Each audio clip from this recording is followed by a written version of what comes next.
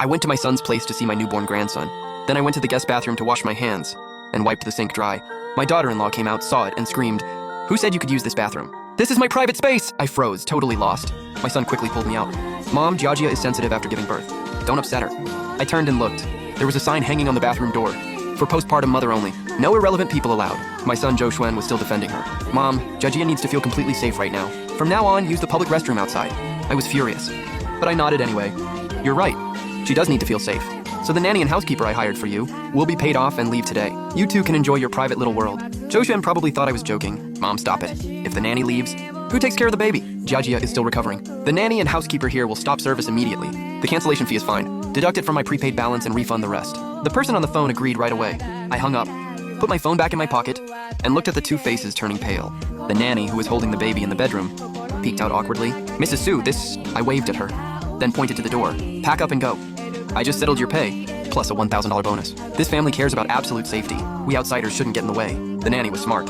She must have heard the whole scene. Without another word, she put the baby down. In less than 5 minutes, she came out with her bag. The housekeeper, Xiao Wang, was making soup. Hearing the commotion, she took off her apron, wiped her hands, and came out. Zhou Xuan panicked and stopped the nanny. "No! You can't leave! The baby just finished feeding. We'll handle him if he poops or pees later."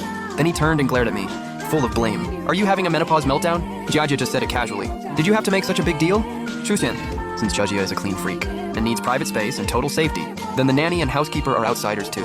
They carry no fewer germs than I do and breathe the same air as us. For your wife's safety, doing it all yourselves is the cleanest option."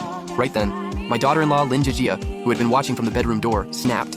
She was in silk pajamas, her hair a mess. "Jinglin, you just don't want to pay anymore, do you?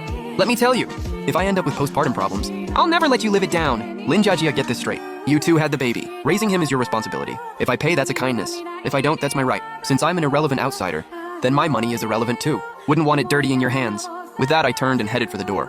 Chu Ken rushed over and grabbed my arm. "If you walk out today, don't ever expect to see your grandson again." I yanked my arm free and slapped him across the face. "Then I won't see him." I, Su Jinglin, have never been threatened like this in my life. When I got home, the house was empty. My husband, Zhou Zhiqiang, was on a business trip in Europe. He wouldn't be back for another half month. I sat on the leather couch and poured myself a glass of red wine. I wasn't as sad as I thought I'd be. Instead, I felt like a weight was lifted. All these years, to protect Zhou Xuan and Lin Jiajia's feelings, I lived like a maid, the kind who brought her own food, and still had to read everyone's mood. On the morning of day 4, Zhu Xuan came to see me. He was unshaven, with sunken eyes, and wrinkled clothes. I opened the door. As soon as he came in, he tried to sit on the couch. Xu Sanfroze awkwardly pulled his foot back and changed into slippers. "Mom, I was wrong. Jiajia knows she was wrong too. These past few days have been pure hell. The baby wakes up 8 times a night. I'm losing it. Jiajia has been crying nonstop. She said it was postpartum depression, not intentional." He looked at me cautiously. "Mom, can you reactivate the supplementary card? We're out of money for formula." I sat in the armchair, holding my coffee, and took a graceful sip. "No money? Don't you make $20,000 a month?" Zhou Xuan's eyes darted away. "You know, our mortgage and car loan add up to $15,000. What's left isn't even enough for Jiajia's skincare. Then don't buy it. Mom, as long as she apologizes, everything can go back to how it was, right?" I smiled faintly, but didn't answer directly. "Come over first." That weekend, Zhou Xuan brought Lin Jiajia over. As soon as she walked in, she came up to me. "Mom, I was wrong that day. I shouldn't have snapped at you." I didn't respond. I just pointed at the dining table. "Sit. Let's eat first." Zhou Xuan quickly smoothed things over, pulling Lin Jiajia to sit down. When she saw the dishes, Lin Jiajia's brows instantly tightened. She covered her nose and gagged. "Mom, you know I don't eat cilantro or garlic." I picked up a piece of beef, put it in my mouth, and chewed slowly. "Oh, really? I forgot. I've been busy with company stuff. My memory isn't great. If you don't eat it, then watch us eat." Lin Jiajia's face turned red with anger, but under Zhou Xuan's warning look, she forced herself to hold it in. That meal was painfully awkward. Zhou Xuan kept making small talk to lighten the mood. "Mom, look, the baby looks more and more like you." He brought the baby over, hoping I'd play with him. I glanced at the baby. He was indeed cute. He does." I gave a half-hearted reply, but didn't reach out to hold him. Seeing my attitude, Lin Jiajia almost stood up to explode, but quickly held herself back. She took out a delicate box from her bag and pushed it toward me. I asked a friend to bring this scarf back from overseas. "It's Hermes, a peace offering." I didn't even look at it. Why bother? You can afford Hermes, but not baby formula? Lin Jiajia's hand froze midair, awkward and unsure what to do. Zhou Xuan quickly took the box back. She bought it before. Halfway through dinner, Lin Jiajia said she needed the bathroom. She handed the baby to Zhou Xuan and went to the guest bathroom. Watching her leave, something clicked. I got yelled at for using her bathroom before. Today, I wanted to see what she'd do on my turf. I stood up, pretending to get drinks from the kitchen, but quietly walked to the guest bathroom door. The doors in my house weren't very soundproof. If I pressed close, I could hear what was going on inside. "Hey, Mom, that old hag made a whole table of cilantro." "Yeah, she's just putting on an act, acting like some queen mother." "Don't worry, Mom, I'm holding it in," Xu Zhen said. "Once we butter her up, The downtown school zone apartment will go under the baby's name.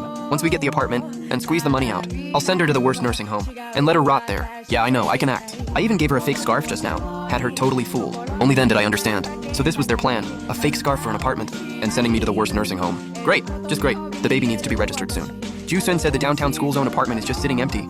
So why not transfer it straight to the baby? It'll make school easier later. Ju-sun chime it in too. It'll be for your grandson sooner or later. The paperwork is complicated. And your dad is still abroad on business. He has to sign off on that apartment. Lin Jiajia's smile changed instantly. He won't be back for half a month. But the registration? Register the baby under the place you're living in now. When Joe comes back, we'll slowly discuss the school zone apartment. Mom is right. Something this big should wait until dad is back. I nodded. Then pulled out my phone and adjusted the card. I've unfrozen it. The limit is down to $20,000. Enough for formula and diapers. Zhou checked the text on his phone and let out a long breath. Displeasure flashed in Lin Jiajia's eyes. Clearly, she thought $20,000 was too little, but she didn't dare say anything. She held it in. After dinner, they left with the baby. Joe, hand off your work and come home early. His voice immediately tensed up. What happened? Are you sick? I'm not sick. But our precious son has a serious problem. I told him everything. That had happened these past few days. The line was silent for a long time. All I could hear was Joe's heavy breathing. That little bastard! I worked my whole life just to raise an ungrateful wolf. I'm booking a flight home tomorrow. I'll break his legs. Joe, we're only 48 this year. All our health markers are still decent.